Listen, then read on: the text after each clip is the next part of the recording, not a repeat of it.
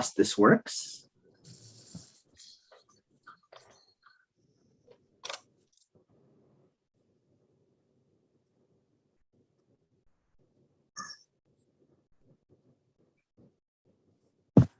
Excellent. Welcome everyone to the RASC Montreal Centre. Got to accept that we're allowed to be live streamed. Welcome everyone to the RASC Montreal Centre February event. We are very pleased to be celebrating Percy's birthday with our co-hosts from the NextGEN Committee at the national level. But before we get started, I'm going to call on our honorary president, David Levy. David is currently in Arizona, headed to a dark sky site, but he's going to join us for our literary reading to set the night. David? Well, thank you very, very much. And I know that yesterday was the first anniversary of Perseverance, but I think if Perseverance could talk, and it can in a way, it would probably tell us that that's not the only anniversary. It would tell us that yesterday was also the 92nd anniversary of Clyde Tombaugh's discovery of Pluto. And 92 years plus 1 day ago, at this very moment, Clyde was sitting in the office of the director, V.M. Slifer. And he said, Dr. Slifer, I have found your planet X. Anyway, my quote tonight is going to be from Sarah Williams, the last 2 lines of a very famous poem that she wrote that begins, reach me down, my Tycho Brahe, I would know him when we meet. And I'm going to quote the last 2 lines of this poem. Though my soul may set in darkness, it will rise in perfect light. I have loved you, Kareem. David, it was cutting in and out a little bit. Can I ask you to do the reading again one more time?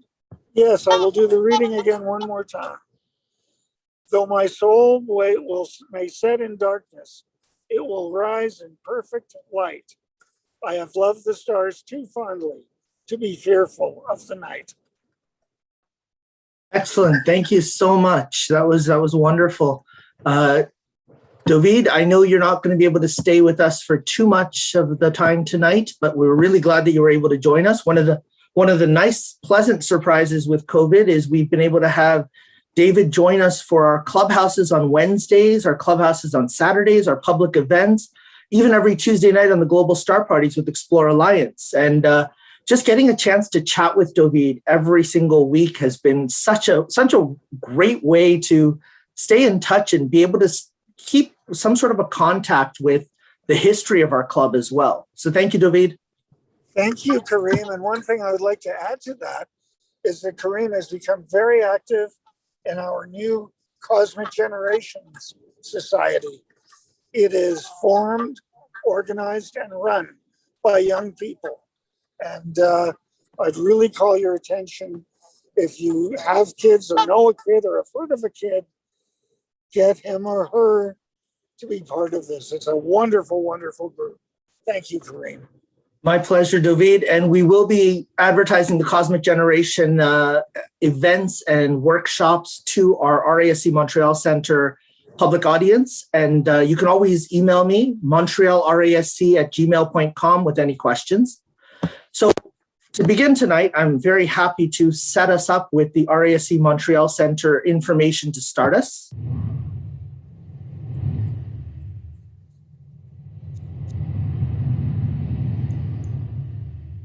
With a nice little thank you to Explore Alliance and Scott Roberts at Explore Scientific for that awesome graphic. Tonight, we are really happy to have with us Erin Gibbons, who's a PhD student at McGill University, who's going to be talking to us about the Mars 2020 and specifically what we've seen in the first year for Perseverance on Mars. But before we get to that, we like starting off all of our events, not just with this literary reading that David brings us, but also with a land and sky acknowledgement. We not only acknowledge that we are on the unceded lands of both the Mohawk and the Algonquin peoples, but also that we share the sky with all astronomers, whether it's now or ancient, whether it's modern or indigenous, whether it's from here in the Montreal area or anywhere else in the world. And so it's often nice to look up and try to understand the way in which the sky connects to nature for other regions and observations that were made from a lot of the indigenous peoples and the ancients that match with what we now understand. So we are at the moment just past the full moon for Abuganajit, which is the snow blinding moon for the Mi'kmaq. And our Mi'kmaq Moons project from the RASC is available on both the RASC website as well as on YouTube. And you can read up more about all of these different moons and what they represent in nature. But here in the Montreal area, if you were out at all over the last 3 days, snow blinding kind of spoke for itself. Normally, when we're talking about the night sky, I talk about some of the constellations that are up. But since we're talking about Mars, one of my favorite things about Mars in terms of observations made by the First Nations came from Wilfred Buck, where the Cree have this saying for the Mars retrograde motion, when you actually see Mars move back on itself when it's close to opposition. And they refer to it as the moose spirit or muswa'aka. And the moose spirit has to do with when you have a moose walking or moving through grazing ground and something startles it, it doesn't stop to try to figure out what's around it. It actually moves in a full circle, scanning the whole area around it to see what disturbed it. And if it doesn't see anything, it continues on its way. Well, today is not just celebrating the first anniversary of Perseverance, it's also Copernicus's birthday. And Copernicus was the one who brought forward the heliocentric model into modern astronomy, which gave us a natural way to understand retrograde motion, simply by the origin or the orbital placements of the outer planets away from Earth as Earth itself and those planets come towards opposition. So Mars this year will be coming towards opposition in December. And it's going to be great. We're going to be talking a lot about Mars come end of fall, start of winter of this year. But if you want to see opposition for yourselves, that's going to be visible straight through that entire period from about late October all the way through to late January. So if you want to see Mars move back on itself in its orbit through our night sky, you'll be able to do so yourselves. Now, speaking of the Montreal Centre, we welcome any new audience and any of our normal audience that joins us. We love doing these public events because it gives us a chance to share a little bit of our excitement and our passion for the night sky with other astronomy enthusiasts all over the world. If you want to join the RASC Montreal Centre, we've been around for over 100 years. We not only have some spots on site in Montreal, but we also do all of these now online events. We have our own newsletter, Skyward, which was just published a couple of days ago, and you would have received it by email if you're a member. A link to go and take a look at it. Gorgeous episode this year. And David has a couple of articles in it that are really well worth the read. We have a library that's hosted at John Abbott College. Our Deep Sky Observatory is in the South Shore, close to the US border. We also have an observatory at Morgan Arboretum. And we are looking forward, hopefully this spring, to finally getting back out there under the night sky together. You can always get information about joining us at rascmontreal.org. And our host area for the English Center is Titan. And you can go to the Join Us tab to see more information.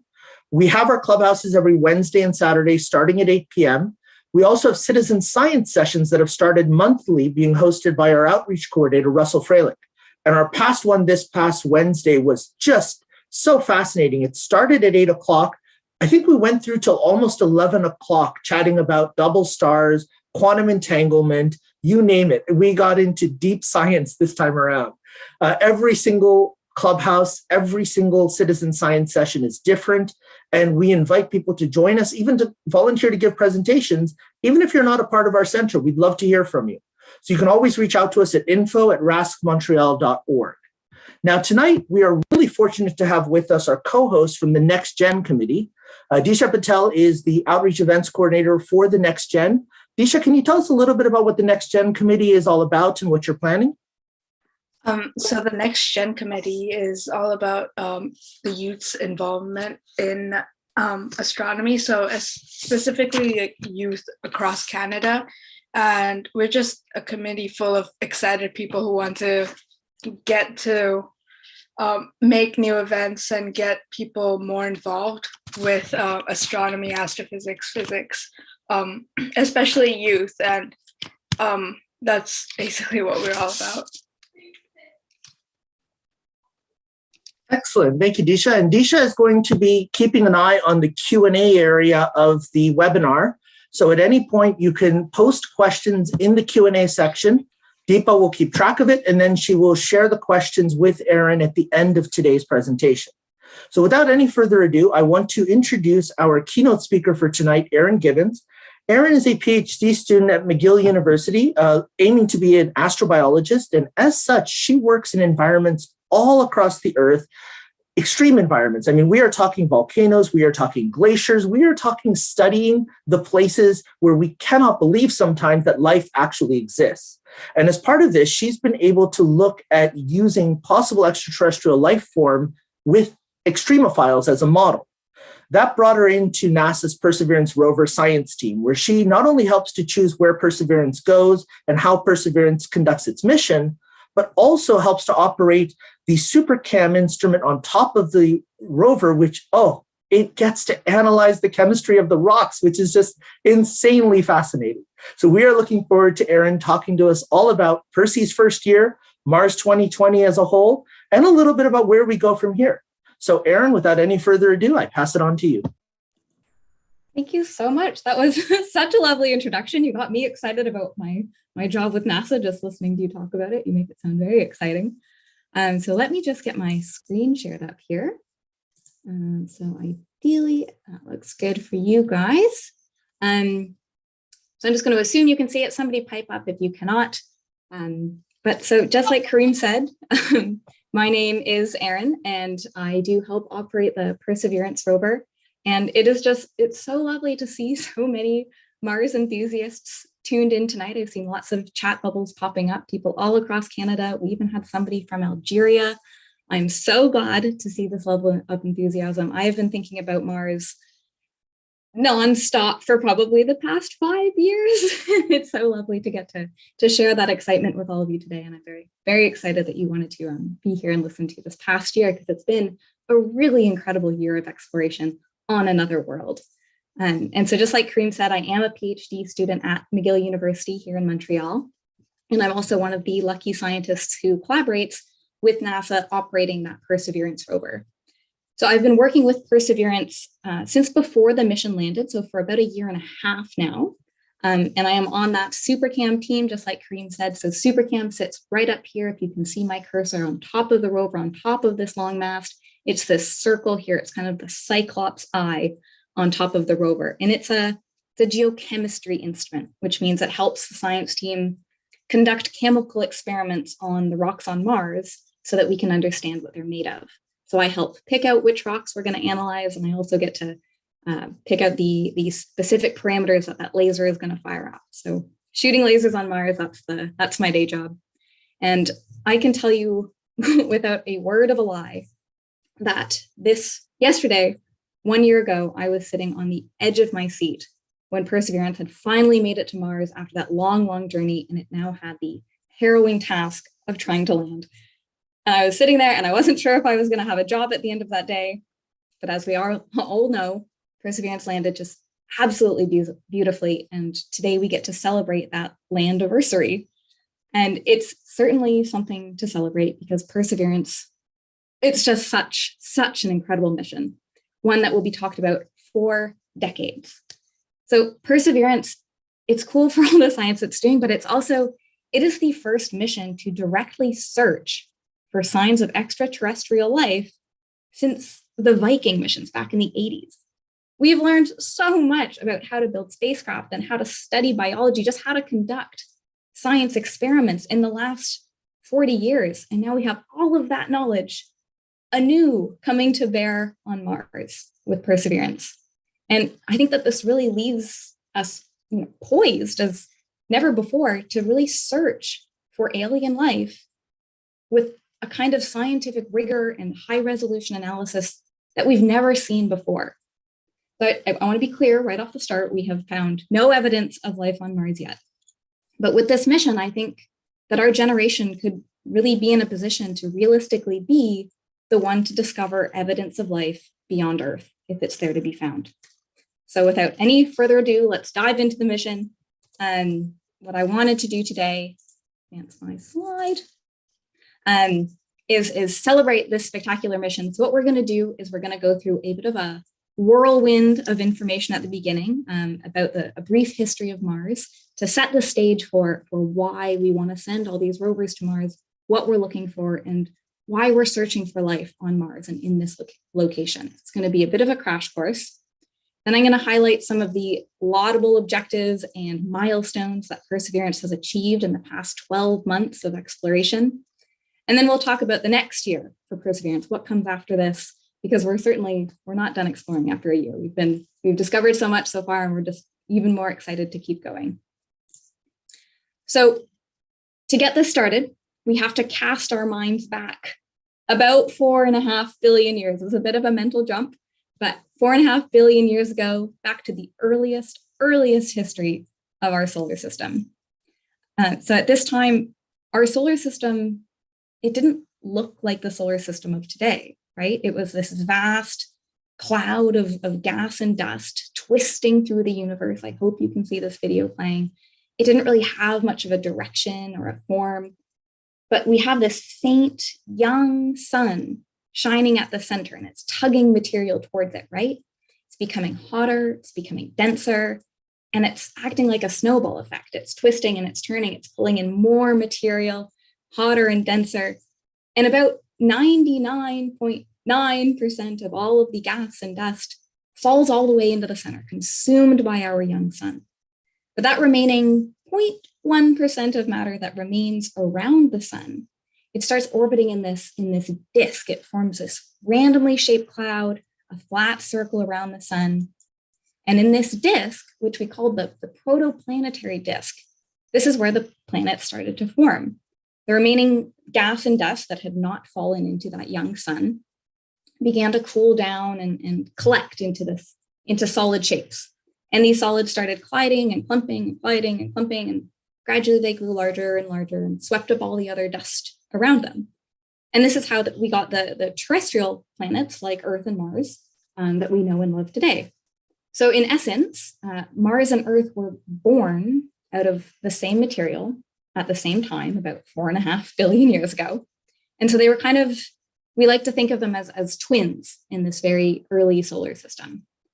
But even just looking at this picture, I know it's an artist's representation. We don't have any photos from 4.5 billion years ago. But there was a lot of material in the solar system back then, right? There's a lot of debris. There was still a lot of gas and dust. And so Earth and Mars were being absolutely bombarded by meteorites. And this combination of dust accumulation and unrelenting impacts, it created just a huge amount of heat on the surface of both planets, both Earth and Mars. And so they probably just looked like these molten, roiling masses of liquid rock floating through space at this time, which is pretty wicked. And I wish we had cameras back then. But as time marched forward, these molten balls of roiling lava, they started to cool down, right? The rate of impact started to decline as they swept up all the dust.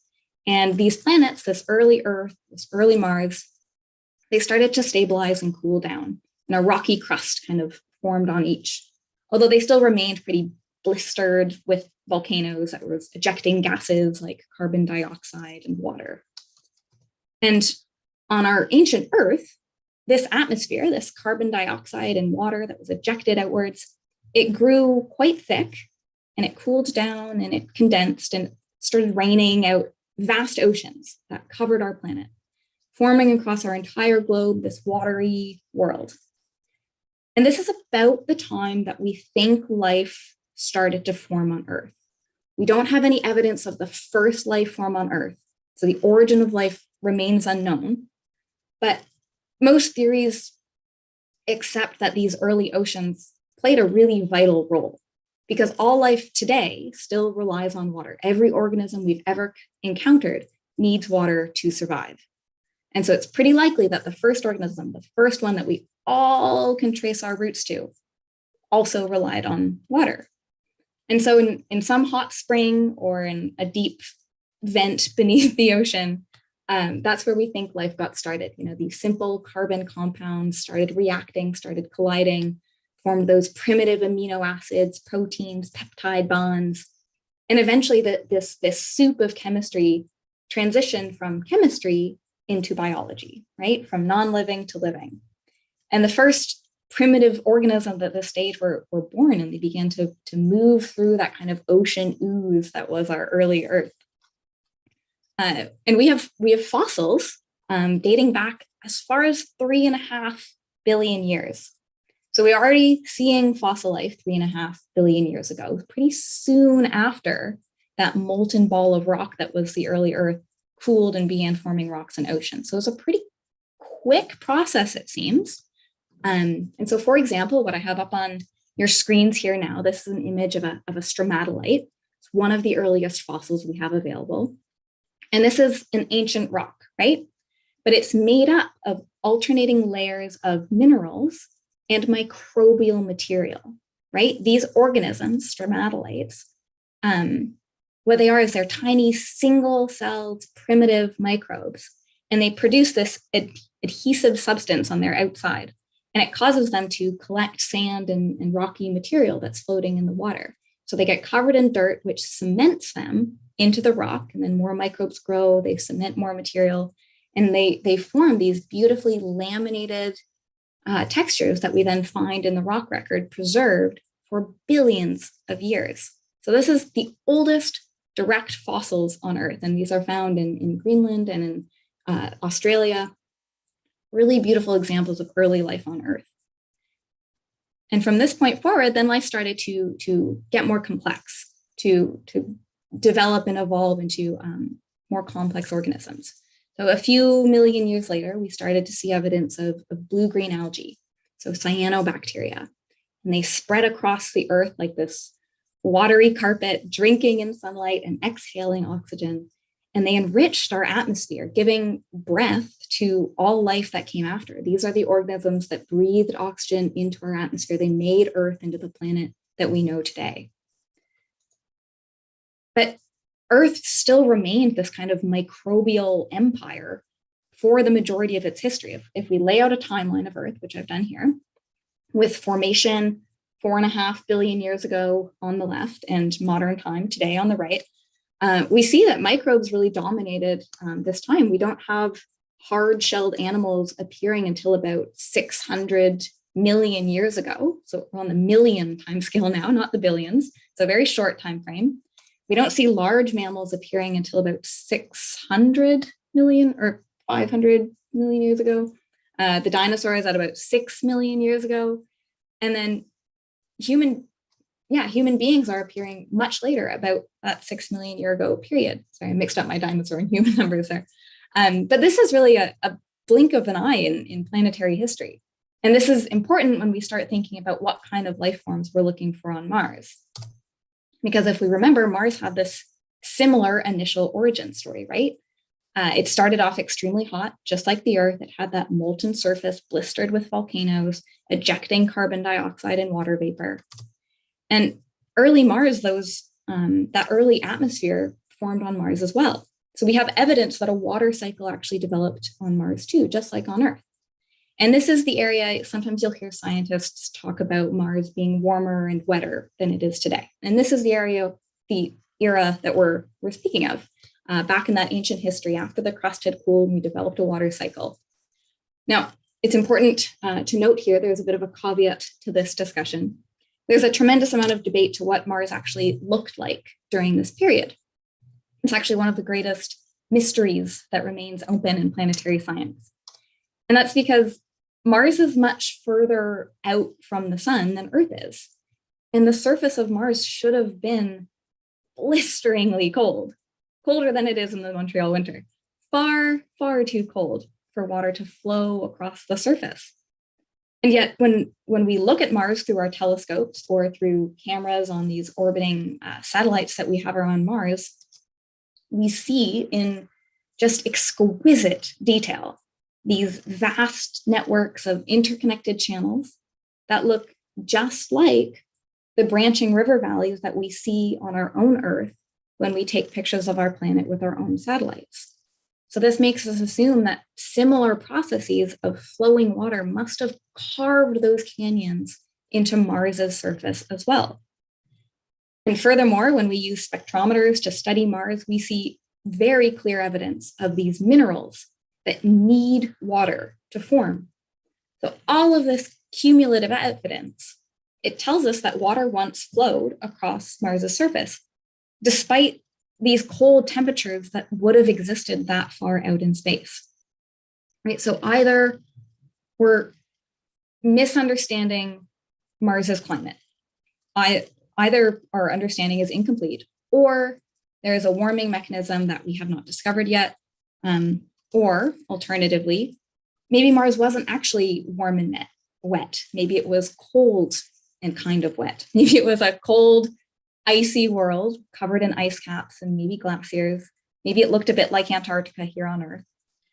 And those ice caps, maybe they melted when a meteorite struck the planet or when a volcano erupted. And those catastrophic floods caused by that heat could have then carved out those channels.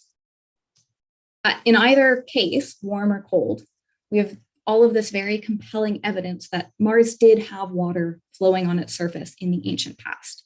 And that's important because we know from studying all kinds of life here on Earth that water is absolutely vital for life as we know it, right? Every organism that we've ever encountered requires water to survive. And most importantly, Mars had this critical ingredient for life precisely at the same time that those first primitive organisms were beginning to emerge on our own watery world. And so the question goes, if life evolved on Earth, did it also evolve under similar conditions on Mars? All the ingredients were there at first. But then that's when the planetary stories diverge. So you can see in the animation, Mars has turned red, right? While Earth turned green, Mars turned red. We don't fully understand what caused Mars to take such a different path from Earth, but we suspect it has something to do with the magnetic field. You probably don't think about the magnetic field in your day-to-day life, but it's this invisible force field that surrounds our planet, and it allows us to live without being vaporized by the sun. But Mars, however, it was too small to maintain its magnetic field. It had one at the beginning, which helped keep the surface wet and maybe warm for a brief time. But then that planetary core cooled quite quickly, and the magnetic field weakened and it eventually died. And without that force field to protect the planet, the solar radiation from the sun essentially stripped away Mars's atmosphere, leaving just a very thin layer that we still have today. And without that insulating blanket, Mars's temperature began to drop, the atmospheric pressure began to drop, water became unstable at the surface, and it was at this time, which is about 3.6 billion years ago, that we say goodbye to Mars's water, right? We say farewell to the lakes, we say sayonara to the rivers, goodbye to the ponds. This water, it would have rapidly frozen over in those plummeting temperatures, and then eventually just sublimated away, right? It would have been transferred directly to space without that atmosphere to protect it. And so this results in a very different world than what we have on Earth.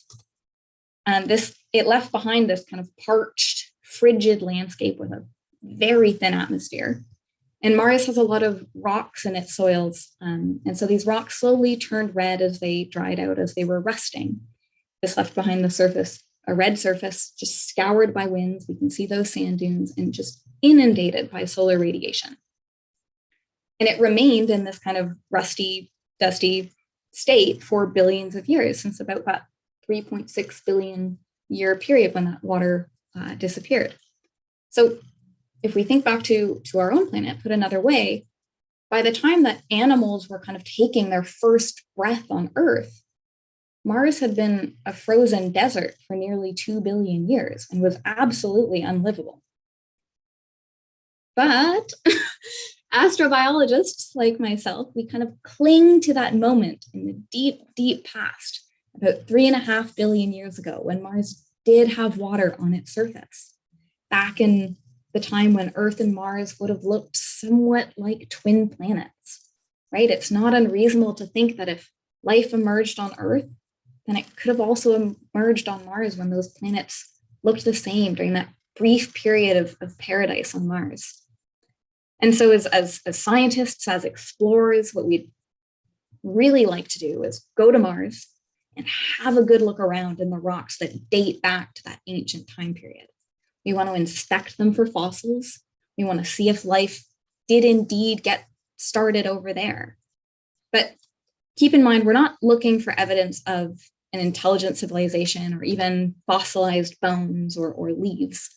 We don't think that Mars was livable long enough for those kind of complex life forms to develop, right? It only had this brief window in which water was interacting with the surface.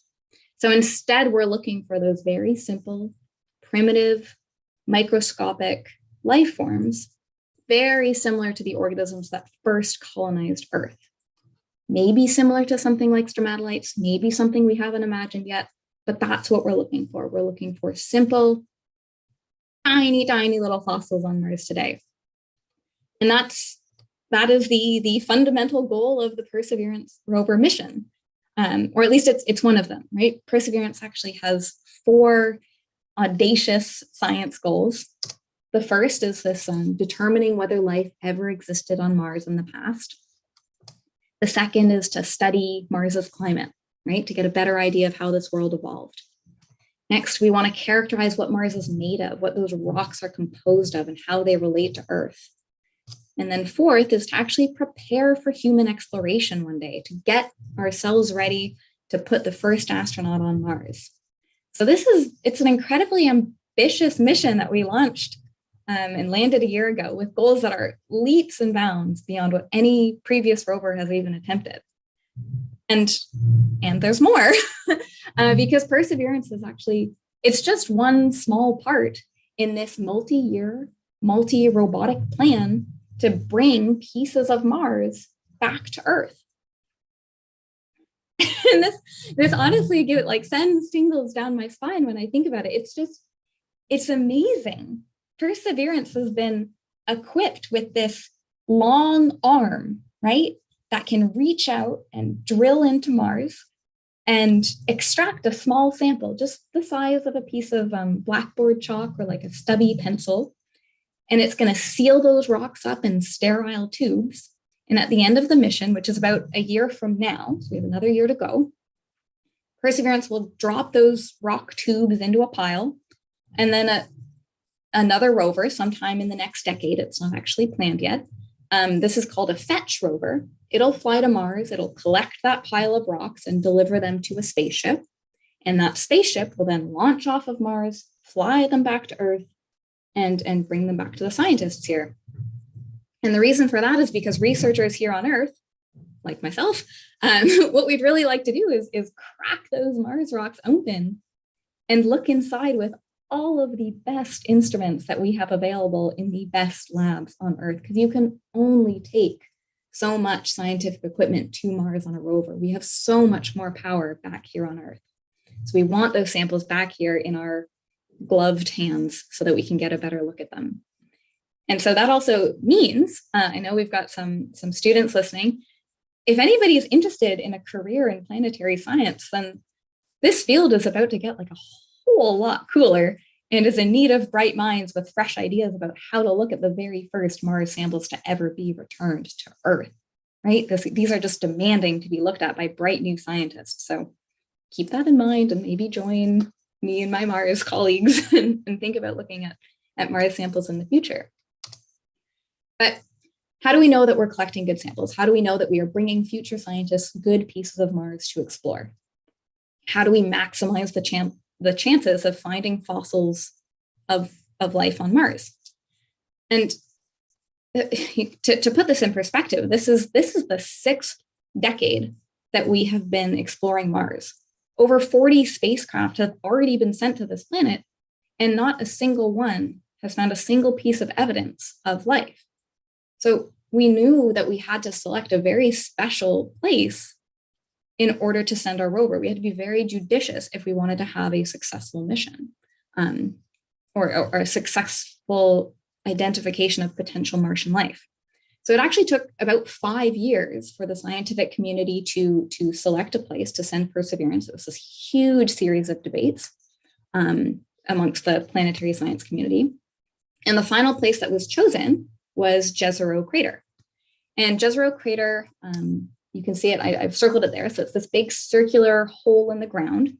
It formed about 4 billion, maybe 3.6 billion years ago. And it formed when a meteorite actually struck Mars and excavated this giant basin in the surface of the planet.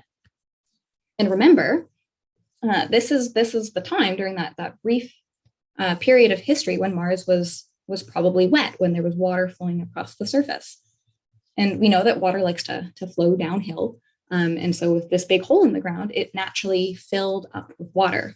And we still see evidence of water flowing into that crater. There's a big, I can flip back and forth here. There's this river valley that flows into the side of the crater and shows us where this river flowed into our big basin. And we have evidence that this lake actually filled up, been up all the way to the brim of the crater, and then kept filling so full that it burst out the other side, right? So we have a really active lake system here. We don't see that in a lot of places on Mars. So this was a very special system for us to explore, one that we think was rich with that very special watery ingredient. So let's zoom in here a little bit, because this is the area where Perseverance is exploring. So let's get a little bit more acquainted. So we've zoomed in just on that river valley up on the west here. This is where water poured into the crater. And we're really interested in this region of the crater because we see that a delta was built, right? And so a delta, I've outlined it here, this kind of rounded triangular shape on the western side of the crater. This is a really common feature that we see in river valleys here on Earth, right? It forms, we have them in the Mississippi River, or we have them in the Nile River Delta. It's a huge river delta. These form when a river meets a lake, right? Because all of the water is flowing very quickly, very rapidly, raging through that river, and it suddenly slows down when it meets a standing body of water that is a lake, right? And when it slows down, all of the dirt and mud and muck and sand and rocks that were being pulled along by that river, they fall out into this big pile that fans out at the mouth of the river. And that's this big kind of fan shape that we see here. And importantly, here on Earth, deltas they're really great places to go looking for fossils, because all of that sand and grime builds up and it buries a lot of the organisms that may have been swimming around in that river or lake. And so it's a bit, it might be a bit gruesome to think about, but these deltas are kind of like these microbial graveyards. They just bury these fossils with pristine quality, and you get these incredible, beautiful fossils preserved in these delta structures, and they can be entombed for millions of years because they're isolated from oxygen. Other organisms can't dig in and break them down. So they just stay there entombed in this structure, waiting to be preserved.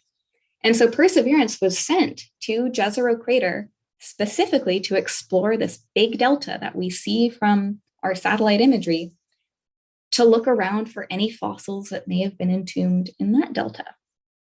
And so after exactly a year and a day of roving and flying around on Mars, finally going to dive into some of that science. And I wanted to share with you guys 12 of my favorite highlights, right? One for each month of exploration.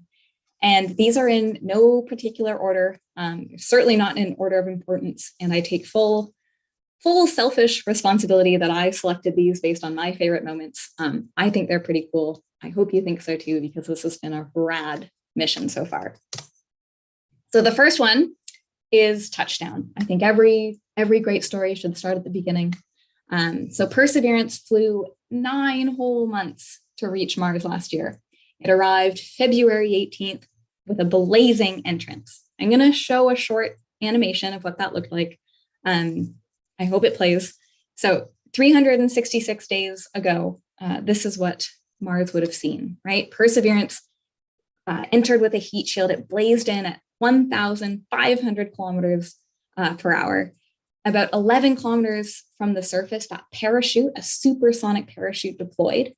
And that slowed the descent of the rover. It certainly did. But Mars's atmosphere is so thin that a parachute's just not enough. So we also had this spacecraft. This is our lander. It has retro rockets that are aimed at Mars to help slow Perseverance down for that final descent. And you can see that when Perseverance was just about 20 meters above the surface, the lander lowered it down on this nylon cord, this very thin rope, and it lowered our multi-billion-dollar rover down to the surface of Mars before flying off to crash safely somewhere else. It's an incredible feat of engineering, absolutely terrifying to sit through and fear for our beautiful rover being dangled above Mars. But it worked incredibly. And although this is the fifth rover mission that NASA has landed on Mars, this was the first time that we were able to capture this kind of landing with pictures and with video. And so I know a lot of you, if you're tuning in and excited about Perseverance, you probably saw these videos come out a year ago, but I simply cannot get enough of them. So we're going to take another quick look because a spacecraft landing on another planet is just rad. So this is that supersonic parachute deploying just after Perseverance entered the atmosphere. We see it beginning to slow down, that supersonic parachute slowing the rover.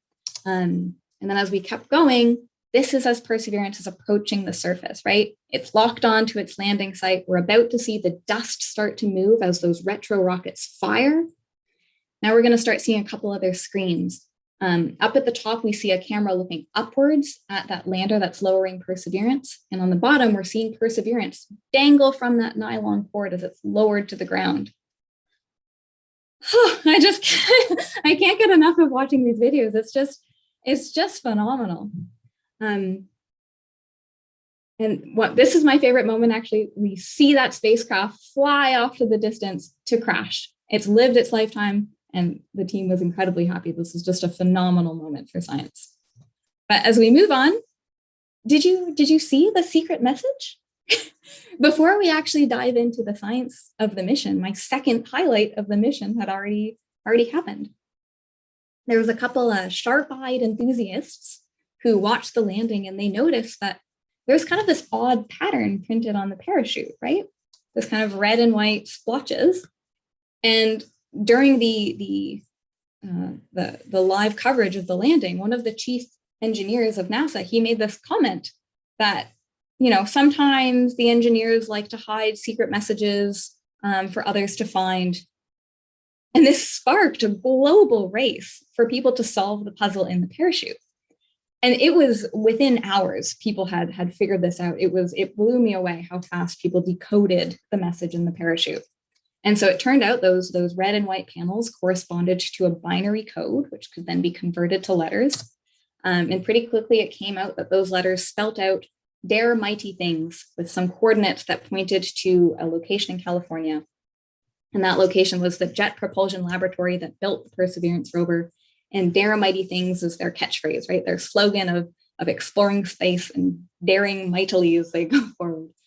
So this is a really sweet little hidden message to start the mission with. And it was a really nice homage to the thousands of hours that these engineers poured into designing a system that just performed beautifully as we landed on Mars and kicked off this mission. So on to highlight number 3. On February 19th in 2021, just 18 hours after landing, we didn't take any break. We turned on the microphone that's on the rover's mast. So the microphone is actually a part of the instrument that I work with when I work with the rover. So it's part of SuperCam. And this is not the first microphone to ever travel to Mars, but it is the first microphone that arrived in good working order. And so on this day, exactly 1 year ago, humanity heard for the very first time the sounds from another world. And so what I recommend, I'm gonna play the sounds. And so if you can take a moment right now, just turn the volume up on your computer, and we're gonna listen to Mars together. And I know it sounds a little bit silly, but I promise the experience is better if you close your eyes. It's not weird if we all do it together, but close your eyes. Imagine you're standing in the driest desert, surrounded by sand dunes and sharp rocks, not a single plant or drop of water in sight, and just listen to the sounds of Mars. Turn up your volume. And listen to the wind. So the mast that was holding the microphone was still stowed on the deck of Perseverance, so the sound is a bit muffled. But that's the sound of wind blowing on another planet. And I think that's just so cool. Definitely one of my favorite moments. I fully admit I was a little bit sleep deprived at this time last year, but this brought me to tears. I was just thrilled. It's totally immersive. You were seeing pictures come back from Mars, and now we were hearing the sound of the wind on another planet. I was immediately hooked. I knew that this was the right career for me. I was in the right place. I was thrilled. Oops. All right. So highlight number 4. Little more personal experience here again, what it's like to land a rover on Mars as a human scientist. Before we move into what actually came after landing and all the places we've been and all the things we've explored, I did also just want to share, what it is like to be a human scientist on the mission. So this is highlight number 4, because this was just a wild experience for me, and that was living on Mars time. This is something I'd never imagined I would ever do in my life. And that was just pretend to live on another planet. And because although we were controlling Perseverance from Earth, obviously, we had to operate the rover on Mars time. And that's because the first few months after a rover lands on Mars, we're testing the rover. We're making sure it's healthy. We're stretching its robotic limbs and making sure that nothing broke during transit or during landing. It's a very jostling experience. We wanted the rover to be awake while we were going through these tests, because the Martian day is much warmer than the Martian night. It goes down to about -200 degrees. So we wanted the mechanics and the electronics to be in a little bit warmer conditions while we were testing them out. We also wanted the sun to be high in the sky and illuminating our workspace, because it makes it much easier and safer to operate the instruments and see if our tests are successful. And so that means we wanted Perseverance to be operating during the Martian day. And that meant that all of the scientific sequences needed to be written before Perseverance woke up each Martian day. And so the scientists, we worked the Martian night shift, right? We adjusted our clocks so that we slept through the Martian day, and we woke up to work when the sun was setting on Mars. And that's what I have up on your screens now. This is what a sunset on Mars looks like. Now, a day on Mars it's just 39 minutes longer than an Earth day, and it's called a sol. So it's 24 hours, 39 minutes. Doesn't sound that different, but this means that I was starting my workday 39 minutes, about 40 minutes later each day. And then I would go to bed 40 minutes later as well. And it was essentially like changing time zones every evening. I had to install this whole new sun clock. This is what it looked like on my phone and on my computer to make sure that I was following the right time. And soon I was, my timeline had marched forward all the way around the clock. I was waking up in the wee hours of the morning on Earth to boot up my computer, send commands to the rover, and then crawl back into bed around noon on Earth. And I kept going like this. And sometimes I was having dinner while my roommates were waking up for breakfast. And sometimes I wouldn't see my roommates at all because we just didn't have waking hours at the same time. It was an experience like I never could have imagined. And I can honestly say it was one of the strangest times of my life. I was delirious and excited. I think the entire mission team was delirious and excited because we'd shifted our internal clocks to another planet. It was wild. So I guess that's the working conditions when you work on another world. So that's a fun little anecdote from the beginning of the mission. We worked like that for about 3 months. And thankfully, after those kind of 90 sols, after everything had checked out, we were sure our rover was healthy and it could be given a little bit more independence. We could go back to our Earth timelines. And so I no longer live on Mars time, which is great because although it was fun, it was very difficult. And I would often go at walks at 4 a.m, and that got old pretty fast. So now that we have landed our rover, we've found a secret message, we've listened to the sounds of Mars, and the science team is delirious and sleep deprived, we can begin exploring. That begins highlight number 5. And this one's fun because Perseverance did not travel to Mars alone, right? She took along a small companion, just about the size of, a tissue box, named Ingenuity. And this is the flying helicopter that we took to Mars, whose first flight was a major milestone of the mission. Ingenuity was just meant to be an experiment, right? A test. It was an experimental set of flights. It was given 5 flights to perform on Mars, just 30 days. That was the extent of its mission. After those 30 days, we were just going to leave Ingenuity on the surface, and it would become a Martian relic, a museum piece for future astronauts to visit. But Ingenuity was just given a 30 sol lifetime. And the reason that the engineers wanted to do this test is because the atmosphere is incredibly thin on Mars. And we didn't actually know if it was possible to fly a helicopter, right? You can't try something like that on Earth. So this was just an experimental test.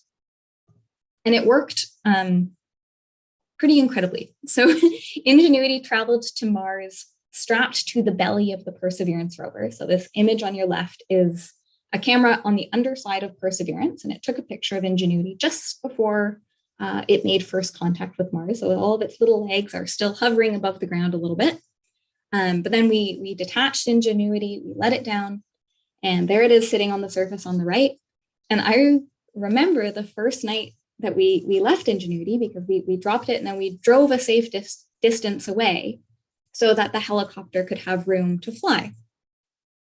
And there was so much anxiety on this evening. The engineers, they were confident in their system, but it was still an experiment, and they didn't know if the helicopter would actually survive the night.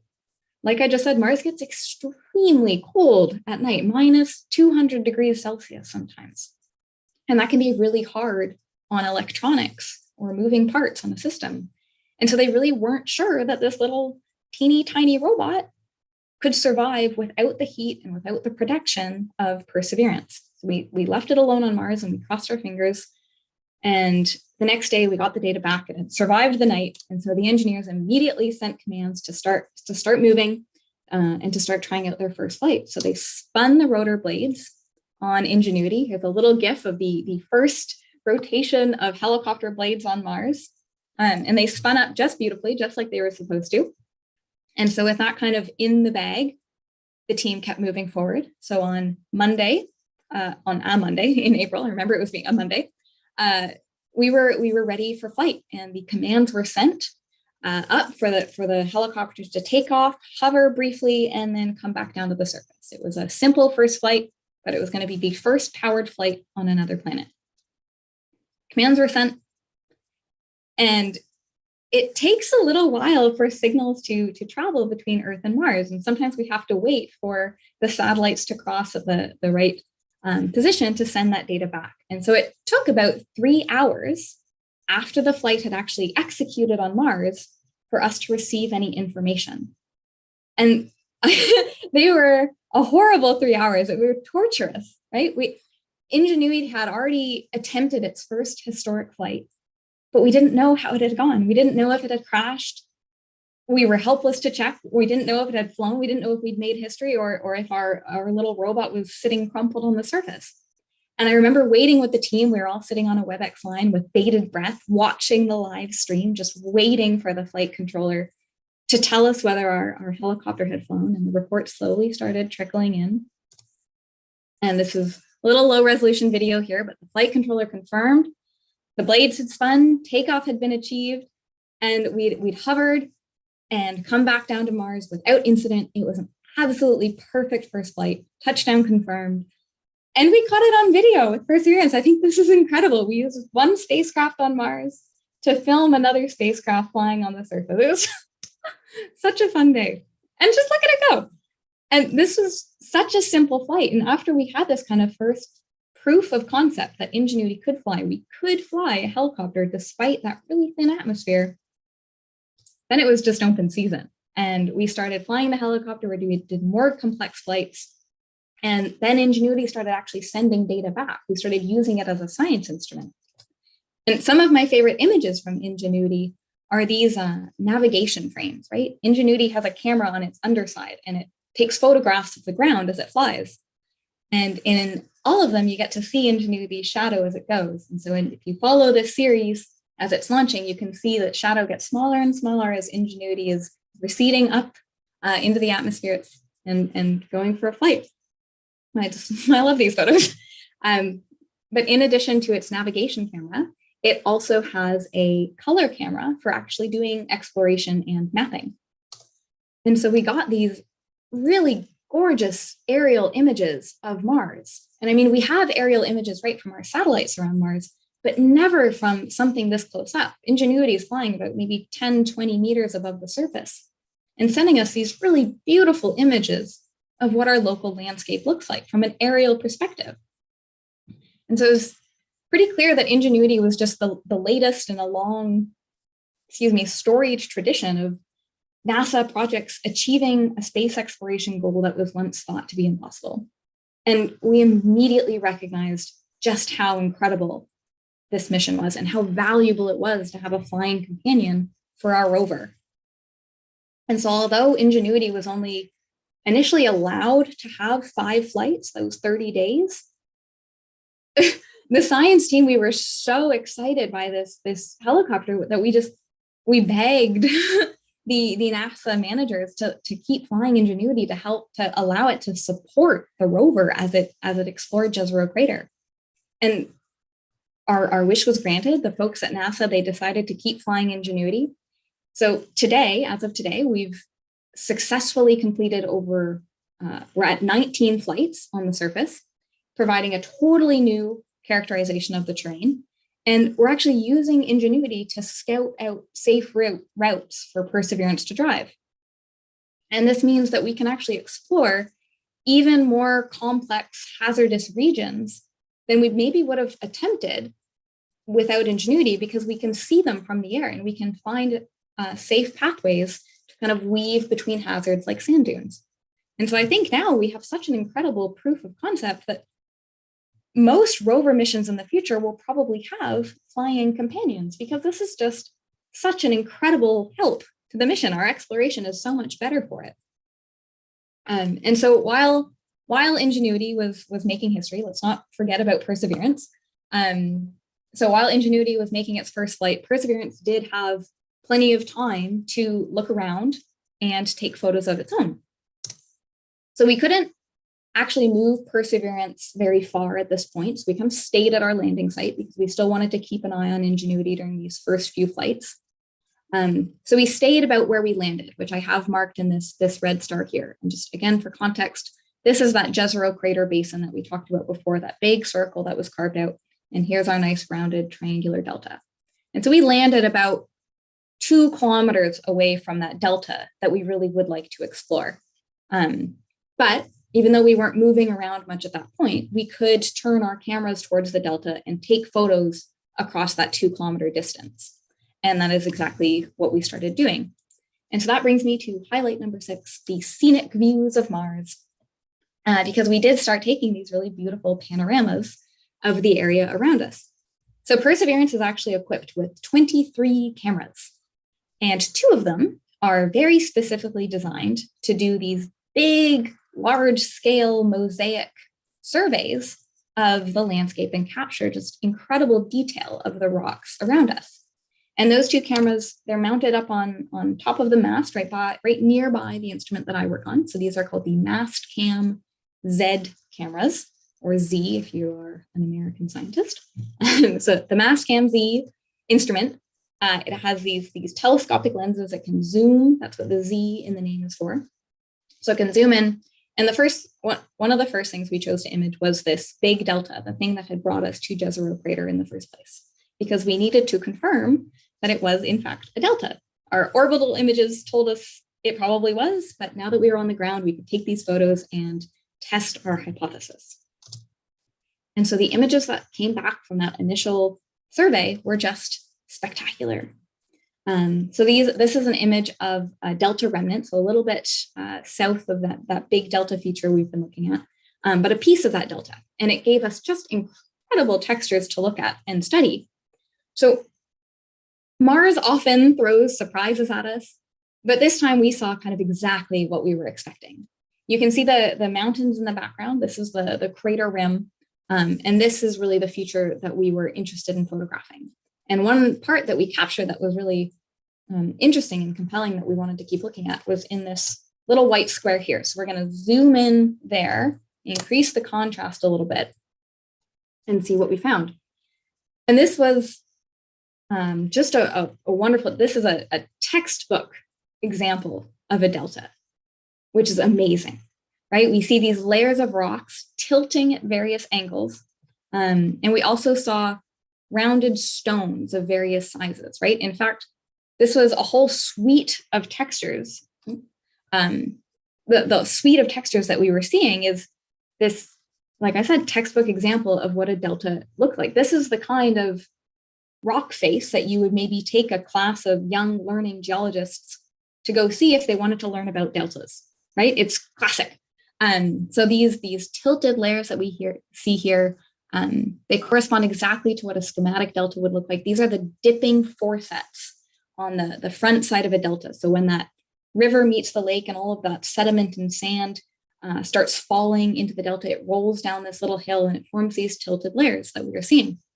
And we also see these flat-lying, very thin layers at the bottom. Those are called the bottom sets. And this is where all the mud and the really fine-grained material eventually settles out in the lake after it's tumbled down this front hill of the delta. So these are the bottom sets that form in the lake.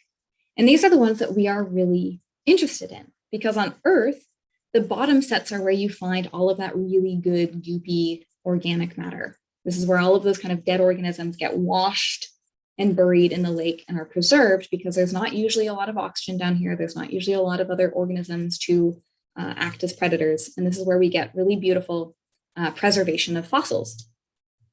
And so this is what we would like to explore. And it was just fabulous to see such a perfect example of a delta sitting about 2 kilometers away from a rover, just waiting to be explored. And so we were hoping that it'll reveal clues much like an Earth delta will. So now we have firm evidence in hand that the Jezero delta that we had identified from orbit was indeed a delta. Our crater was indeed home to a raging river and a calm lake, and it has preserved those rocks so that we can explore them. And that's great news. And then we kept looking, and there was a little bit more that we saw. We started seeing these boulders in our delta front, and big boulders, right? And there's a scale bar at the bottom here. And this is a little bit blurry because we were really pushing kind of the limits of our zoom lenses here. But these boulders that we were seeing, they're about a meter across. And that's a really large rock. You need a lot of water power to move and roll a rock that big. So this tells us that Jezero crater not only witnessed a river and a lake, but it also saw these massive, catastrophic floods at some point in its history, strong enough to push rocks that are a meter wide. And this was an amazing observation. This was not something we were expecting, but it was a really nice opportunistic find, because floods, they usually cover great distances, right? And they pluck up material from the landscapes that they scour across, and then they deposit it in a flood deposit like this. And so this means that the sediments and the boulders that are sitting on that delta about 2 kilometers away from our rover, they could have come from many, many kilometers away outside of Jezero. So in essence, we have an opportunity to study those boulders and understand more distant parts of Mars that we probably don't have time to drive to. And that'll give us a more complete picture of the planet and the landscape. And that's just a really nice option for us to look forward to. So that was a really great find early in the mission. We were very excited. So now that we had this great view of the delta when we landed, we were very excited about it, but we couldn't actually go explore it immediately, right? Because if you remember our map, we're still about 2 kilometers just as the crow flies away from that delta. And we're sitting just on the floor of Jezero. And so before we go over to that delta, we had to kind of explore our local environment, understand the rocks that we were sitting on, because we weren't actually quite sure what rocks the rover was sitting on. We didn't know what they were made of. Unlike the delta, where we had this really beautiful orbital image of this structure that we could recognize and suspect that it was a delta, we don't have that for the rocks that were sitting on the crater floor. From orbit, from our satellite images, we didn't we couldn't really tell where these rocks had come from, how they had formed. Perhaps they were volcanic rocks. Other scientists thought they might be sedimentary. Maybe they formed in the bottom of the lake that used to exist in this crater. But we didn't know. We didn't have a lot of clues to go either way. And at this point in the mission, you probably could have split the science team in half with who thought they were volcanic rocks, because those are really common on Mars, and who thought they were sedimentary rocks because we're sitting in a lake basin. We didn't know. But we hoped that we could solve this mystery by exploring the rocks with the instruments on our rover. But Mars really, really held its secrets kind of close at this part of the mission. And it took us several months to really make any momentum on answering this question of, where did these rocks below our wheels come from? Like, what formed them? And and part of the problem, was that a lot of these rocks you can see in these pictures, they're covered in dust. Some of them have these hard coatings on the outside, and it makes it really hard to see the textures that a geologist would usually use to interpret the origin of a rock. And so after a few months, we had our first opportunity to actually really dive in to these rocks, quite literally, because we were able to finally extend our arm out. It took us a few months to get that piece of technology up and running. But at that time, we were able to extend the arm, and we have a small drill bit available to us, and we can use that to scratch away some of the dust and the coating and look inside. And that was really great because we wanted to see those textures. And so this brings us to highlight number 7, which is looking inside of Mars. And so this is where the drill is located on Perseverance. So like I said, we reached out our arm towards the surface, and we extended a small abrading drill bit, and we just scraped off a couple millimeters of the rocks and looked inside. And this is what we saw. So this is the dusty natural surface, and this is the piece of rock that we had scraped away the top few millimeters. This is about 2 to 3 millimeters down into the rock. And you can see it's a different color than what we see at the surface. So digging into the rock like this was really valuable for us. We saw something we couldn't have seen without scraping away those top features. And when we looked closer, we saw a smattering of light and dark minerals with very sharp edges to those crystals. And this texture is pretty diagnostic of volcanic rocks, especially ones that cooled down pretty slowly, maybe in a deep lava flow or even in a magma chamber underground, because that kind of slow cooling, it gives crystals time to grow large enough for the eye to see. So we knew we were looking at a slow cooling lava. We also analyzed the mineralogy with that instrument that I use, that SuperCam instrument. We shot the laser at this spot. We measured the chemistry. We measured the mineralogy. And the data that we got back was, again, characteristic of these minerals called olivine and pyroxene. Sorry, there's a picture of SuperCam. So we saw olivine and pyroxene in this abraded patch. And these minerals are characteristic of volcanic rocks. They form at high temperatures in igneous rocks. And so it appears to us that we have multiple lines of evidence telling us that these rocks are somehow related to volcanic activity. It appears that some sort of lava erupted into Jezero crater or flowed into the crater over the crater wall or upwelled from below. We don't quite know where the lava came from. We just know that it's there and it's covering a very large area across the surface. And we finally had our first mystery answered. We were sitting on volcanic rocks. And so one hypothesis that came out of this is perhaps before Jezero crater was home to a liquid water lake, maybe it was home to a lava lake. We see lava lakes in Hawaii, so it's not totally insane to think that this crater was full of lava. And so maybe this is what Jezero looked like many billions of years ago.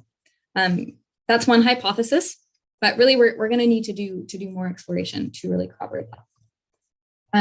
But what was extra interesting, we kept looking at these, was some of those light colored grains had a chemical signature of salt. And salt very often forms in a briny water body. Just think about like a salty glass of water that evaporates, it leaves those salt crystals behind. So that's what we think we're seeing here. We have this volcanic porous rock of unknown origin, some lava flow. And then it had a salty fluid percolate through it and leave behind salty crystals. And this was really one of the biggest discoveries of the past year. We had identified a volcanic crater floor, and we have firm evidence that it interacted with a salty body of water. And so perhaps life could have lived in that salty body of water. And that gives us a whole habitable environment to explore that's separate from that delta that brought us here in the first place. So this is really great. This means we have a variety of potentially habitable environments to explore on Mars, and really to find out the origin of that lava, the origin of the salt, and whether this was a habitable environment that could have supported little teeny tiny microbial Martians. We really need to look at that sample much closer in our labs back here on Earth, which is great because we actually drilled into this rock to try to get a sample to bring it home. So that brings us to highlight number 8, sample collection. This is the first time we used our arm to drill out a rock. Remember, we talked about this at the beginning. This is an iconic moment of the mission. It's kind of the Apollo 11 style of science, but for planets. We're going to bring back samples of rock from Mars to Earth. This was the first step in that sequence. And it was just amazing. So the drill is at the end of the rover, or the arm there. This is what our drill looks like. So we pulled out the drill on August 6th of last year. We unsheathed that drill bit. You can see on the left there. And then the rover extended its arm and placed the big turret. So this houses the drill just a few centimeters above the surface of Mars, just next to that abraded patch we were just looking at. We wanted to get a sample of that salty volcanic rock. And then we commanded the drill to begin its sequence. So we grinded out a circle of rock, and we told the rover to pluck the core that was left behind in that middle of that circle we had just ground away, return the drill bit to the rover, seal up the tube so nothing contaminates it, and then store it until the end of the mission when we can drop it off. And I remember waking up at 5 in the morning, the day after we sent these commands to the rover, because that was when the data came back, and we were all so eager to see whether the first sample collected on Mars had gone successfully. And everything looked really great, right? We had these photos of this drill hole right here. It's right at the bottom of your screen. This hole drilled into Mars. You can see all the dust that it kicked up, and it's right next to that salty volcanic patch we had identified. And we were just elated, right? This was our first sample. But then the volume measurements came in, and they showed that our sample tube was empty. And we took a photograph of that sample tube to be sure, and it was indeed empty. There was this, we're seeing the bottom of the sample tube here. There's no rock obscuring our view. We can see a few small pieces of dust, but no sample in our tube. And it took kind of a few minutes for this really to sink in, but then the team really quickly transitioned into investigation mode. And this was a really special moment for me, watching NASA engineers dive into really hard critical investigations. It was very cool to see. Because we didn't understand how the tube could be empty. And so we entered 2 full days of intensive studying and investigation and gathering new evidence. We combed through all of the data we had gathered. We added new observations to the tactical plan. We changed our timeline to augment this investigation of what happened to our first core sample. We repeated the volume measurements. We took more photos. We took photos of the drill hole. And all of this confirmed that we had indeed drilled a hole into Mars, and yet the sample tube was empty. So where was the rock that we had carved out of Mars? What we did then is we backed the rover up and took a whole bunch of pictures of the workspace to see if we had dropped the rock. Maybe it had fallen out of the tube. But in these photos, we don't see any evidence of a piece of core that had fallen out of the rover. And so kind of eventually, by process of elimination, we had to conclude that the drill had simply been too powerful for this rock. This was probably a soft, breakable, crumbly rock. And when we drilled into it, instead of extracting a piece of the rock, we just powdered it. We pulverized it into dust. And that dust was just blown away, right? So our very first sample of Mars blew away. It was a little bit wild, but I mean, NASA's nothing if not resourceful. So rather than be at a loss, we sealed up that empty tube anyway. and it's going to come back to Earth, and it's just going to be a tube full of Martian air. It's an atmospheric sample, which I thought was a great recovery. But great recovery and all, we still really did want a rock to bring home to Mars, or to Earth, excuse me, because we, like I said, we want to crack those open and look inside. We really want our rocks. So we tried again, this time on September 7th of last year, and I will spoil the surprise, we were successful. Oh, you don't have to wait. Because this was my favorite moment of the mission. This was when our real sample was collected. And so this was the rock that we chose. And this was really a wonderful process to watch because it was a great example of just the scientific and engineering prowess of the mission team. So after we had identified that the problem with our first rock was that it was too crumbly, it was too weak for the power of our drill, we began this really systematic search for a new, stronger rock that could withstand drilling. So we combed our cameras over the landscape and we looked for rocks that stood up a little bit taller than the rest. Previously, we had drilled a flat rock because it was easy to position our drill on, but now we wanted a high standing rock, one that looked like it had, withstood the test of time, billions years of erosion. We figured if it could survive erosion for that long, it could probably survive our drilling. So once we had a good candidate, we tried again. And this time the process really did go flawlessly. And when we took a picture of our sample tube this time, we can see undeniable evidence of that rock sitting inside, right? We can't see the bottom of the tube. We have a Martian rock in there. And so this is the very first step of a rock being returned home to Earth. And one day, the rock that you see on your screen right now is going to travel about 300 million kilometers back to Earth. And scientists are going to get to hold it in their little gloved hands and analyze it. And it's just very exciting. Like I said, any bright young scientist on the mission keen to dive into Martian science, this could be your sample to look at. But I'm getting ahead of myself. Before we think about sample return, we have a lot to do on Mars. We have a whole mission to go through. And so the next two highlights are some of the very exciting things that we've discovered and achieved on Mars so far in this last year. And just a quick note, we have now collected 6 samples. So lots coming back to Earth so far, and we have more tubes to fill. But anywho, on to achievement highlights. So highlight number 10 is oxygen. So when one of the goals of the Mars Perseverance mission is to prepare for human exploration on Mars, right? And one of the problems that humans will face when they visit Mars in the future is that there's very little oxygen in the Martian atmosphere, right? It's made up of about 98% carbon dioxide. And so one of the things that Perseverance carried with it was this small box about the size of a toaster. It's that golden box on your screen. And the box was named MOXIE. And MOXIE is a small chemistry lab. So what it does is it draws in carbon dioxide from Mars's atmosphere. It heats it up to about 800 degrees Celsius. And that's hot enough to start breaking down that carbon dioxide molecule and then liberates the oxygen. So the whole purpose of the MOXIE experiment is to see if we could generate oxygen in situ on Mars. Could we create breathable oxygen on Mars? And the experiment was a resounding success. The team was able to make 5.4 grams of oxygen, which would be enough to keep an adult astronaut breathing for about 10 minutes. And that's not an incredibly long time at the moment, but it was a demonstration of the technology. It showed us that we can build livable habitats on Mars with the technology we have available to us. So this was a massive step forward in a future that could see humans exploring Mars in the future. And that would be incredible because humans, we can explore much further and faster than these robotic rovers. As great as they are, humans are a little bit faster. So this was kind of the first step in enabling human exploration of Mars.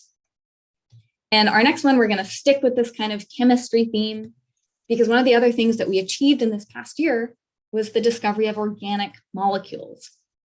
Perseverance has an instrument called Sherlock, and it also sits on the end of the arm, and it's some clever wordplay because Sherlock is an incredible investigator in the stories as well as on our rover. And what Sherlock is designed to do is actually look for carbon-containing molecules in the rocks that we explore. And we're looking for carbon-containing molecules because all life that we know of, in addition to using water, it is also made up of carbon, from the tiniest bacteria to the tallest tree to you and I. Every organism you've ever seen is made of carbon. So looking for carbon on Mars is a really good place to start when looking for evidence of life. Now, finding carbon is not evidence of life itself, but it's a good place to start. And the very exciting result from the Sherlock team from this past year was that we do have carbon preserved in the rocks in Jezero crater. And more than that, we have carbon in the rocks that we have sealed in our tubes to be returned to Earth. And that means that those samples coming back in a couple of years are going to have Martian carbon in them, and they can be studied in detail for chemical signatures of life to see if the carbon on Mars is indeed associated with life or if it is just chemistry. So that was a really incredible discovery. And so now we're on to our final highlight, number 12, because this is really a record-breaking year. And so I wanted to highlight a couple of the records that we have broken. And Perseverance has actually broken every single Mars driving record that there is to be broken. We've left behind a lot of rover tracks, just like this one. I love this image, the rover track on Mars. And we've left a lot of tracks like this across Mars. And that's because Perseverance is much more sophisticated in its driving capabilities. And this video might make you a little bit dizzy. This is the auto navigation cameras recording one of the drives that Perseverance did in this past year. Because Perseverance has this really intelligent driving capabilities where previous rovers were much more conservative. They wouldn't want to drive over large rocks. They couldn't tilt too much.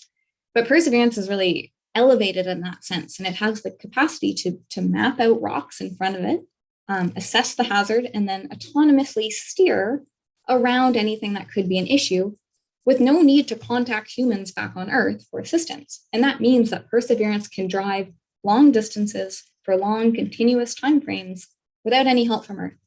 So that means we have executed the longest single day drive on Mars ever achieved by a rover. This was over 300 meters. And we're also now the fastest moving Mars rover. We can go at about 100 meters per hour. That's 4 times faster than any other rover on Mars. So we have just absolutely blown that record out of the water. And like Kareem said at the very beginning, it might have been before we started the recording, but this really means we've hit the ground running, right? We've learned to run. And we are running because we are trying to get to that delta. We have spent the last year on the crater floor, but now we really want to go to that delta, that monolithic feature that brought us to Jezero in the first place. We want to get there quickly because we really do want to start exploring. We're quite keen to go look at what could be preserved over there. And so we're located at about the red star here. This is accurate as of this morning when I checked.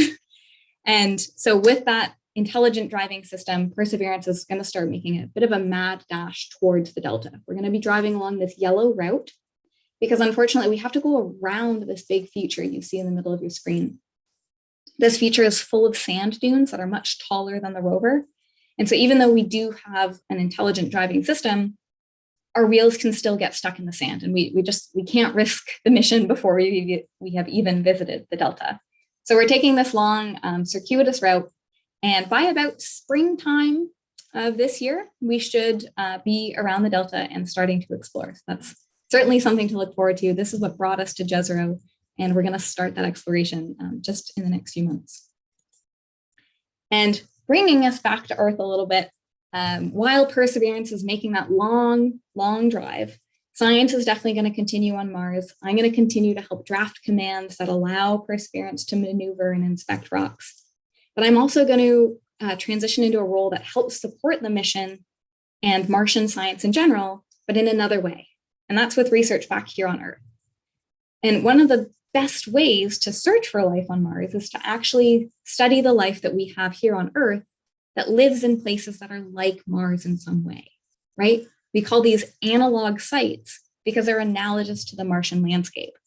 And by understanding the organisms that live in these types of places, we can use them as a blueprint for finding life on Mars and guiding the rover to the best places to find those fossils. So we have the best chance of discovering life on Mars. So I am particularly interested in these kind of cold polar environments because Mars, just as it was losing all its water, right, it got really cold and you had these frozen, glaciated, ice-capped environments. And so I am interested in understanding what kind of life can live in these cold polar environments. How does it survive and how does it fossilize? So this summer, I'm going to travel to Iceland. I'm going to study this small lake. It lives at the intersection of a volcano and an ice cap. It's an incredibly extreme environment. Only the hardiest of microbes can make a living here. And that's going to give us a really good idea of what kind of organisms could maybe have lived on Mars. You see, our entire exploration so far has been based on how life survives here on Earth. Earth is the foundation of how we do science on Mars. And so I'm hoping that the results of our study in Iceland will also support our exploration of the Delta and beyond. So that's one contribution I'm going to be making in the next year while Perseverance is driving onwards and forwards to the Delta to do its own exploration on Mars. And so with that, I am done.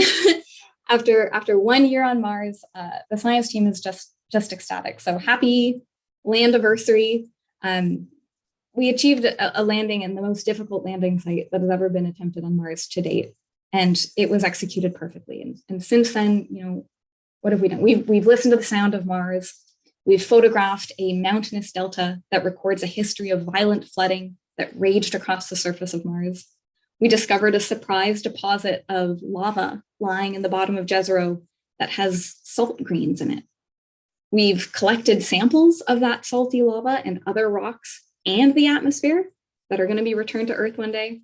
We produced oxygen that'll support future exploration. We've discovered organic molecules.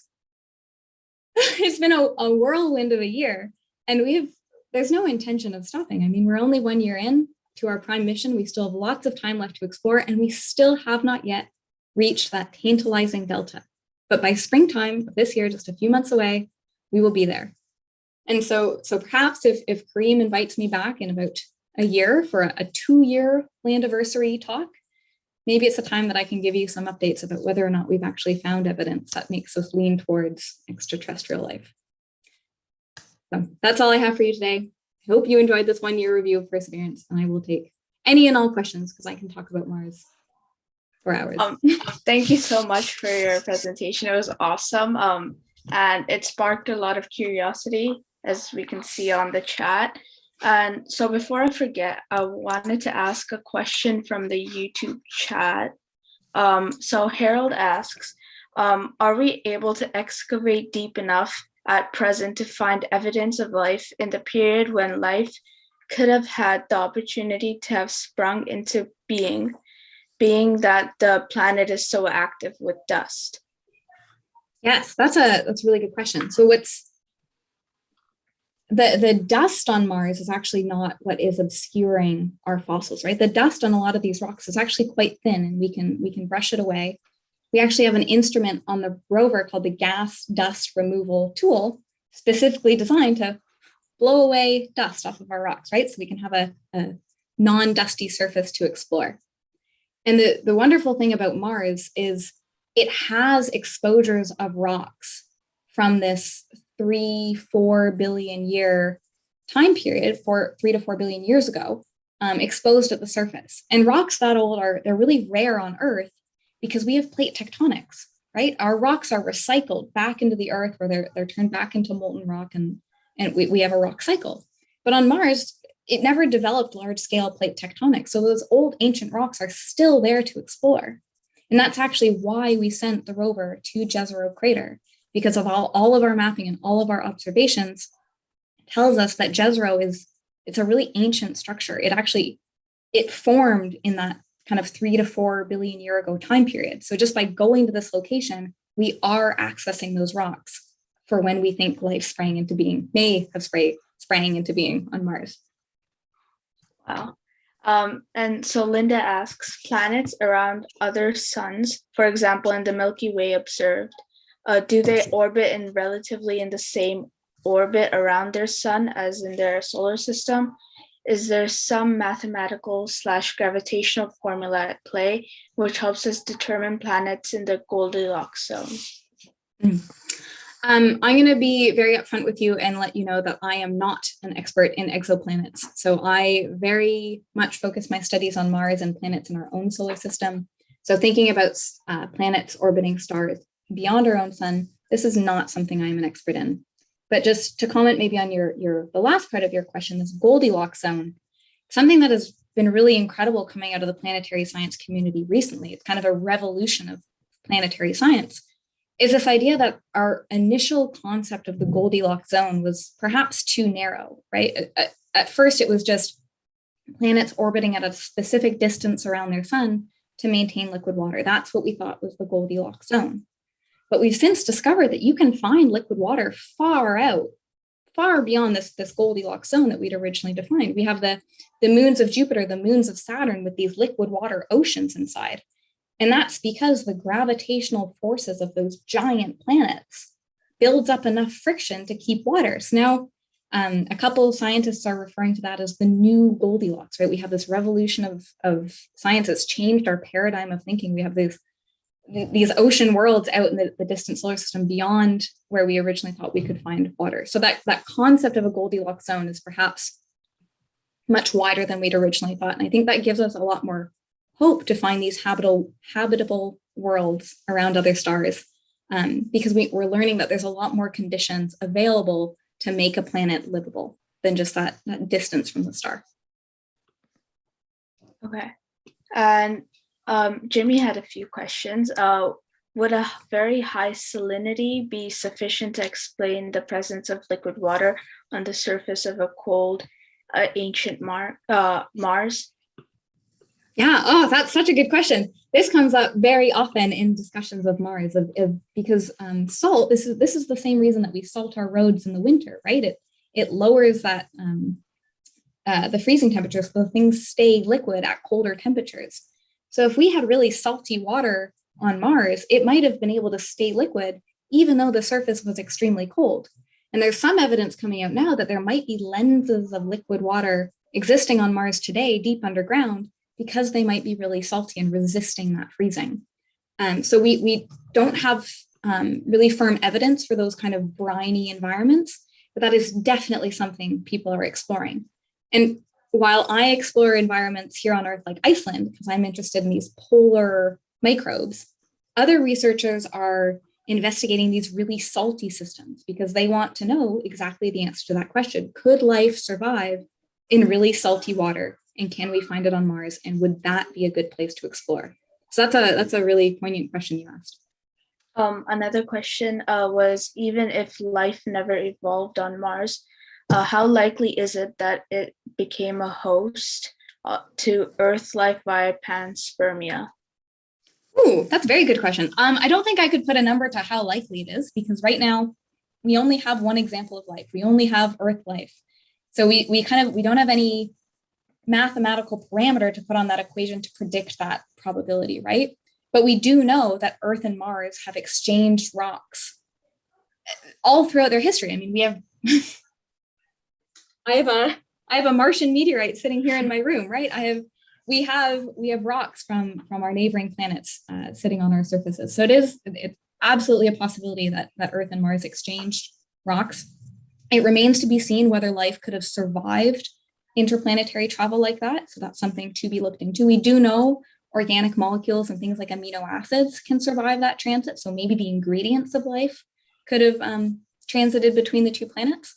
But that's something we have to explore. And that's actually one of the questions that we can kind of get at if we find evidence of life on Mars. Because if we have that evidence of life on Mars and we bring it back to Earth, we can look and see if it's genetically similar to life on Earth. Does it map onto our tree of life?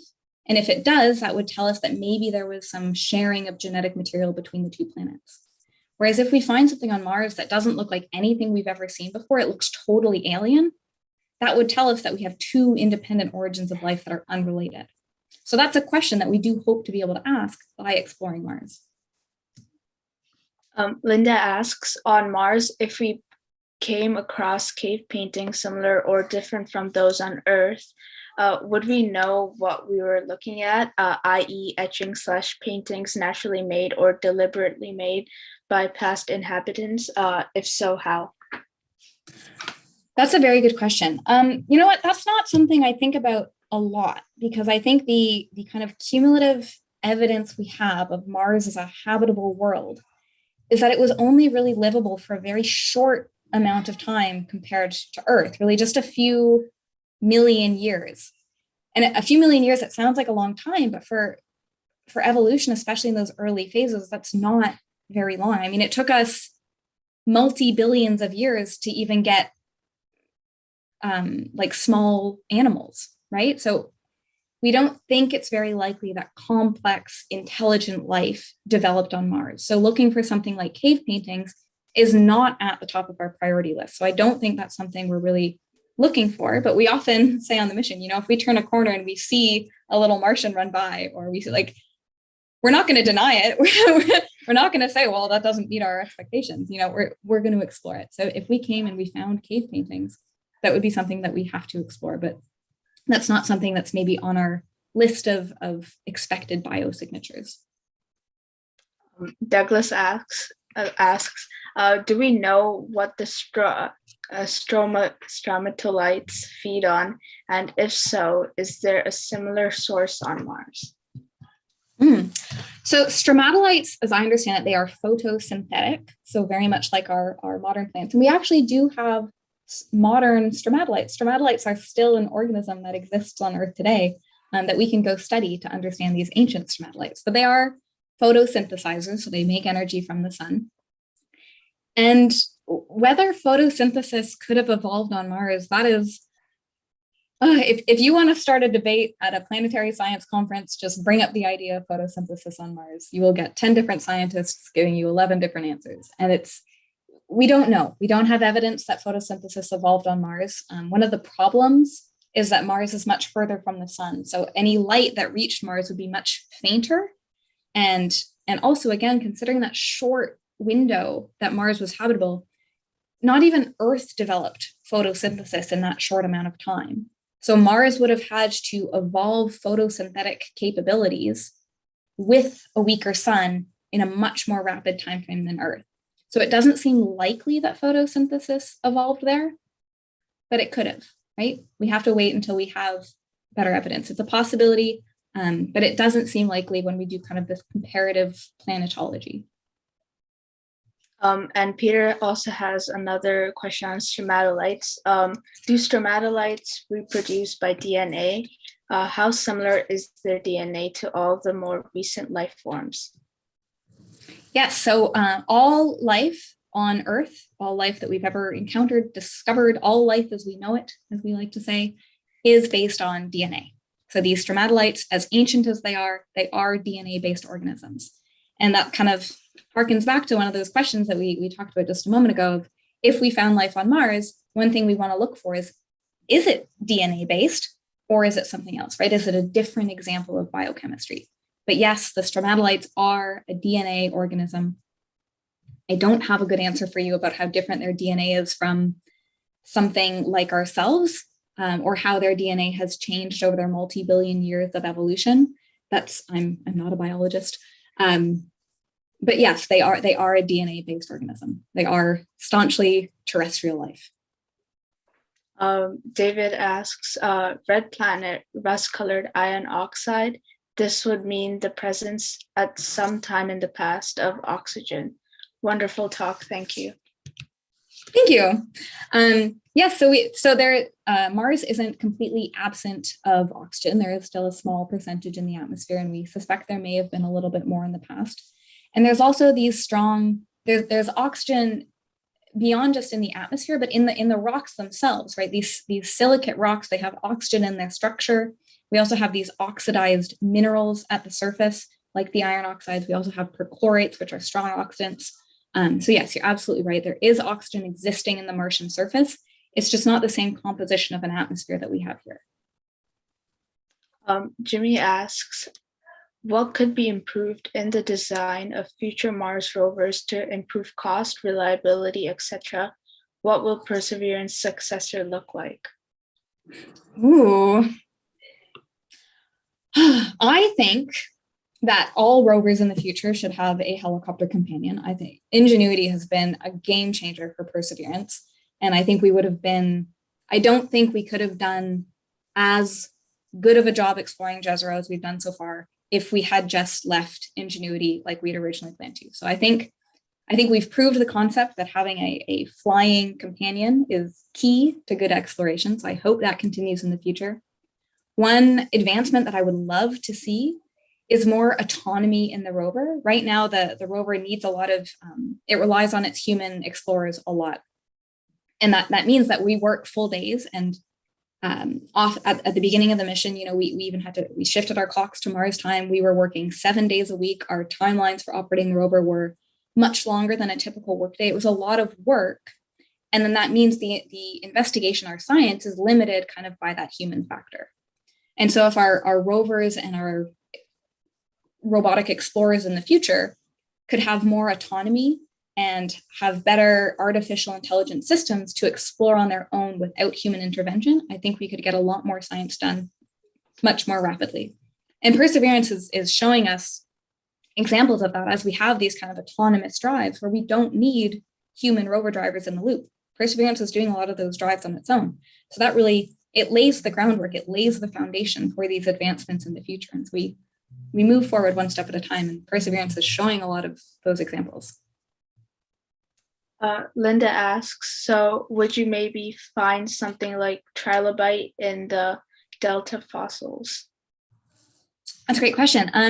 Trilobites still, we think those are too advanced, right? Again, if you remember that timeline I showed right at the beginning, trilobites didn't evolve until about, about 540 million years ago in Earth, right? But that's a good 3 billion years ago after Earth had developed. But Mars was maybe only livable for its first billion years, right? So it took trilobites about 3 billion years to evolve on Earth, but Mars was only livable for maybe 1 billion years. So we think even trilobites were too complicated, right? We're really looking, the fossil-wise, we're really looking for these individual, probably single-celled, maybe photosynthetic, maybe not, but very simple, primitive organisms.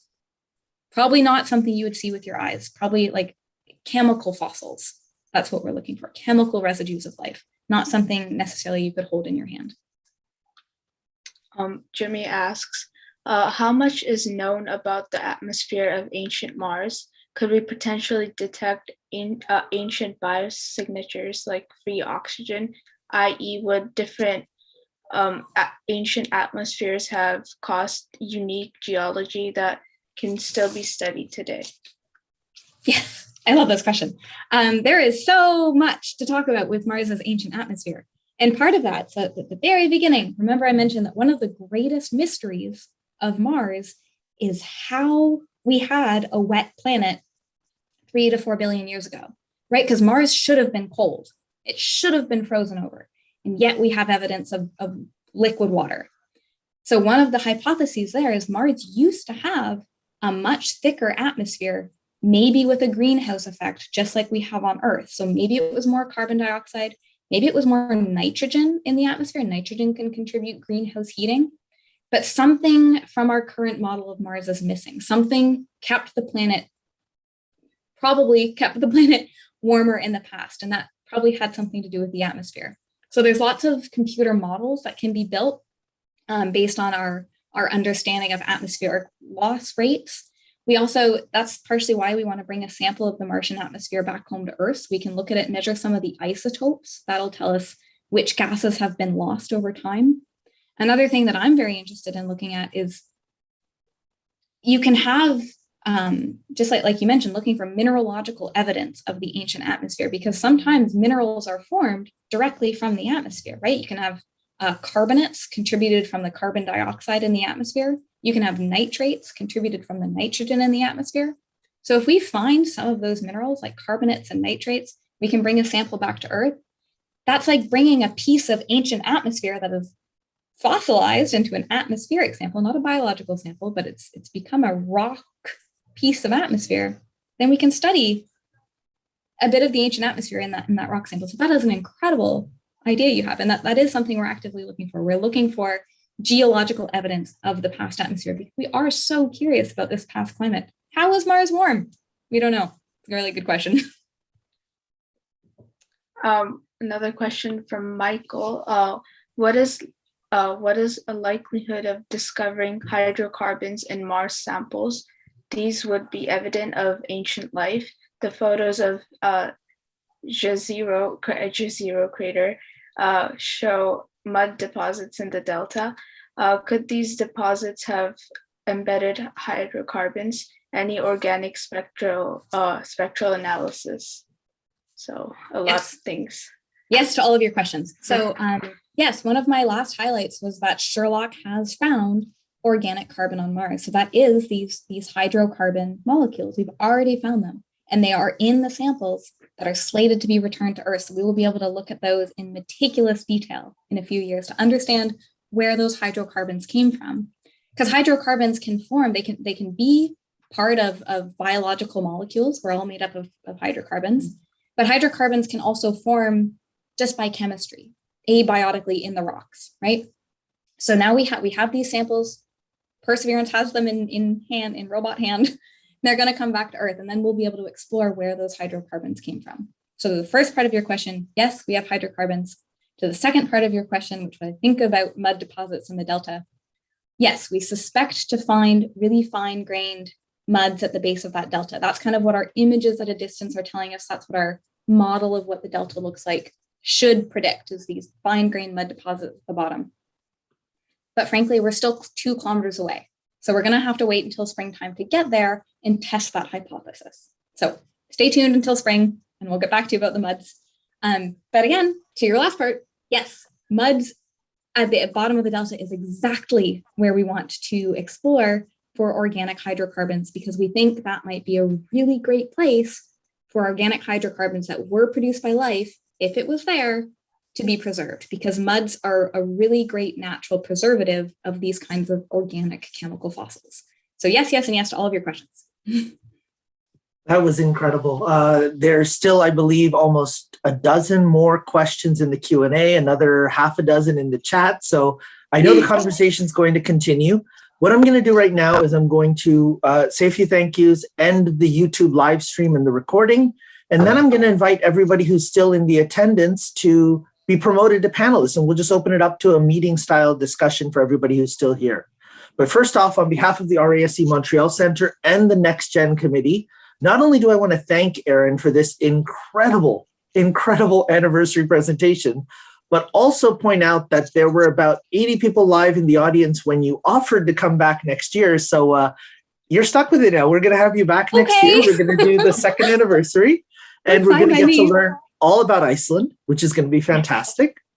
And I have to say, on my own perspective, while you're in Iceland, and I know you're going to be looking down at those pools of salty water and ice, don't forget to look up at the aurora and take us pictures to send us so that we're jealous of all the amazing sights you'll get to see. Definitely on the list. And the stars. Oh, color us jealous.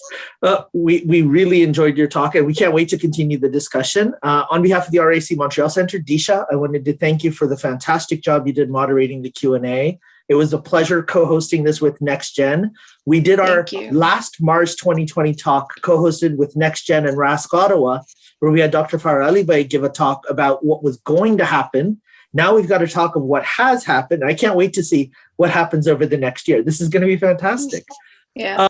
So again, on behalf of the RAC Montreal Centre, to everybody who was in attendance, thank you for joining us. For everybody on YouTube, please feel free to visit our website as well as our YouTube channel to see any of our past presentations. And if you have additional questions, if there's more you'd like to see from the RAC Montreal Centre, please let us know. One more thank you. You'll have noticed in the background from mine, from the poster, what Erin has in her background. In Disha's background, we have processed pictures of Mars by Perseverance rover, processed by our own RASC Montreal Centre member, Pete Williamson, who's the host of Astro Radio. We are hoping to have a processing workshop in the coming weeks, months, on Perseverance, and Erin's going to join us and learn all about how to process these images. So if you're interested, please do drop us a line, montrealrasc@gmail.com, or keep an eye on our website and our Facebook channel. You will see all of that. Thank you very much. I'm going to stop the live stream and the recording, and then I'm going to advance everybody